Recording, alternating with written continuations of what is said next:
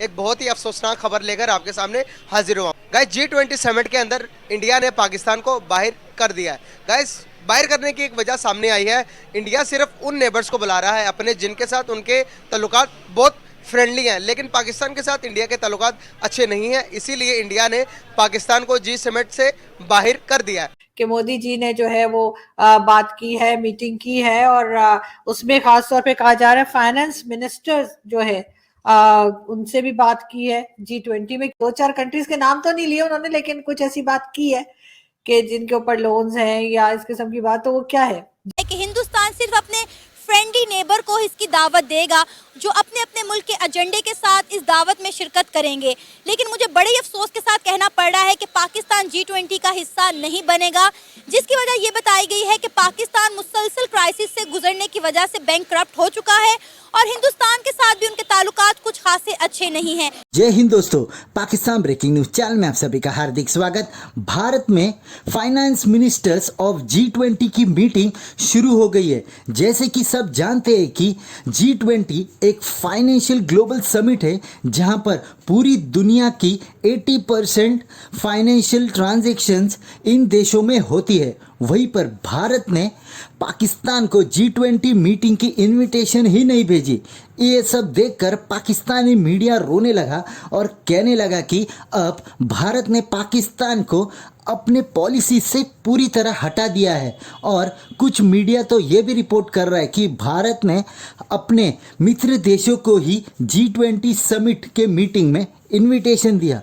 पर ये पाकिस्तानी ये नहीं जानते कि इनको इस समिट में इनविटेशन देकर ये करेंगे क्या, जबकि पाकिस्तान खुद एक डिफ़ॉल्ट देश है और उनकी पूरी इकोनॉमी चरमरा गई है, जहां पर इनके पास कुछ दिनों के ही फॉरेन रिजर्व्स बचे हैं। और भारत इनको इनविटेशन देकर क्या कर लेगा, जहां पर ये खुद अपने देश को बचाना नहीं चाहते और भारत इनको कैसे बचा पाएगा। और यही कारण था कि भारत ने पाकिस्तान को G20 के फाइनेंस मिनिस्टर्स की मीटिंग में इनविटेशन नहीं भेजा। ऐसे ही वीडियो को अंतिम तक देखते रहिए, लाइक कीजिए, शेयर कीजिए और सब्सक्राइब कीजिए हमारे चैनल को और बेल आइकन दबाना बिल्कुल भी ना भूलें। और आपकी जो भी राय हो उसे कमेंट बॉक्स में ज़रूर दें। धन्यवाद। अभी ये जो G20 में एक बड़ा इम्पोर्टेंट इवेंट है और मोदी जी के भाषण में 3-4 इम्पोर्टेंट चीजें हैं, उनको एक एक करके लेंगे। तो आज जो एक पहला मिनिस्ट्रियल इवेंट है, इसमें जितने भी फाइनेंस मिनिस्टर्स हैं G20 कंट्रीज के और जो सेंट्रल बैंक्स के गवर्नर्स हैं इंक्लूडिंग RBI के गवर्नर साहब, ये सबको बुलाया गया था और मोदी जी का एड्रेस हुआ। तो इसमें देखिए G20 इज इकोनॉमिक फोरम, इसमें जो बात होती है वर्ल्ड की इकोनॉमी को कैसे चलाना, कैसे निकालना, क्या करना। और आप देखेंगे तो this was coinciding with the 1 year of Russian Ukraine war, उसके आसपास ही आई। और आज ओलाफ साहब जर्मनी के चांसलर यहाँ है, फिर ऑस्ट्रेलियन प्राइम मिनिस्टर आने वाले हैं। तो काफी सरगर्मियां दिल्ली में चल रही है अभी। तो मोदी जी ने जो एड्रेस किया है, बड़ा जबरदस्त एड्रेस था और 2-4 बड़े बड़े पॉइंट उन्होंने कवर किए। सबसे पहले उन्होंने बोला, देखो भैया, दुनिया की आबादी 8 बिलियन क्रॉस कर चुकी है। सस्टेनेबिलिटी को लेके कहीं कोई बात नहीं हो रही कि इस आबादी को फिजिकली, मतलब एग्रीकल्चर वाइज, इसके वाइज कैसे सस्टेन करें। तो एक सस्टेनेबल वे ऑफ लाइफ, जो एक सस्टेनेबल वे ऑफ लाइफ है, उस पर एक विचार करना चाहिए, जिसमें फाइनेंस भी आएगा, जिसमें एग्रीकल्चर भी आएगा, जिसमें बैंकिंग भी आएगी, जिसमें काफी इदारे आएंगे जो आदमी को जरूरत है जिंदगी। 8 बिलियन कोई कम नंबर नहीं होता। और अगर आप एस्टिमेट्स को देखें, आने वाले 30 साल में हम सब 40 से 50% कम जगह में रह रहे होंगे जिस हिसाब से आबादी बढ़ रही है। एक ग्लोबल नंबर है। पहली बात तो इस पे बात हुई। दूसरी बात उन्होंने कहा कि देखो, कोविड जो है वो ये सेंचुरी में एक बार आती है ऐसा, और कोविड की मार इकोनॉमी को लग गई। उन्होंने रशियन यूक्रेन वॉर की बात नहीं की, पर रशियन यूक्रेन वॉर से और जो मार थी वो और लगी है, बिल्कुल वो जो कहते हैं ना, वो और घस गई। तो कोविड की मार नहीं खत्म हो रही थी, रशियन यूक्रेन वॉर का लफड़ा हो गया। और आपको मैं एक चीज बता दूं आरजू जी, ये जो यूनेस्को वगैरह है, जो हम चैरिटीज वगैरह की बात करते हैं, टोटल 7 बिलियन की चैरिटी करते हैं पूरी दुनिया में। अब पूरी दुनिया में आपके पास 200 से ज्यादा कंट्री है, 7 बिलियन है। ये हमें कहता बहुत चैरिटी होती जी, ये होती जी, वो होती जी। और आपको पता है रशियन यूक्रेनी वॉर में अभी अमेरिका और एलाइज ने $150 बिलियन लगा दिए। 150 बिलियन का हथियार और ये गोला बारूद दिया, $150 बिलियन। अगर इस $150 बिलियन को ह्यूमैनिटी के लिए लगा जाए तो ह्यूमैनिटी कहां से कहां पहुंचे। ये कुछ हार्ड फैक्ट्स है। दूसरा, मोदी जी ने कहा, बोला देखो भाई बहुत सी कंट्रियां अभी ऐसी हैं जो डेट के कारण दबी हुई है। देखो उन्होंने चाइना का नाम नहीं लिया, बट कहीं ना कहीं इशारा चाइना की तरफ। आप जानते हैं करीब दुनिया में 100 कंट्रियां है which are debt trapped by China, 50 to 100, some people से 70, सम 80, सम पीपल इवन से 100। उनमें से 60 कंट्रियां ऐसी जिन्होंने कहा हम चाइना को तुम्हारा पैसा नहीं देते, जो करना कर लें।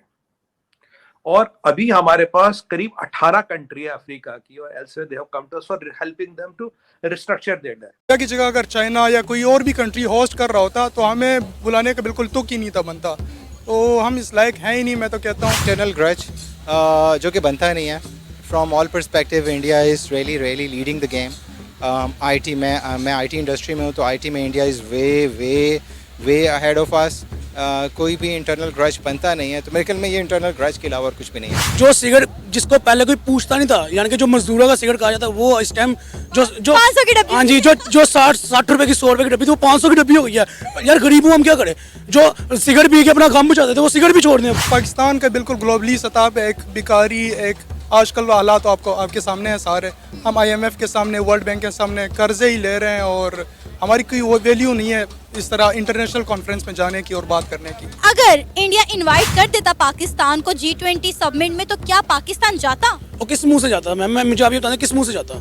क्या लेके जाता? अपनी ये शक्लें लेके जाता, अपनी भिखारियों वाली शक्लें। G20 की मीटिंग आपको पता होगी कि इंडिया लीड कर रहा है इसको, तो पाकिस्तान को बाहर कर दिया गया G20 की मीटिंग के अंदर से। आप नहीं समझते कि पूरी दुनिया को वर्ल्ड अब इंडिया लीड कर रहा है, अब हमें बाहर कर दिया गया? क्या समझते हैं इससे पाकिस्तान को कितना नुकसान होगा?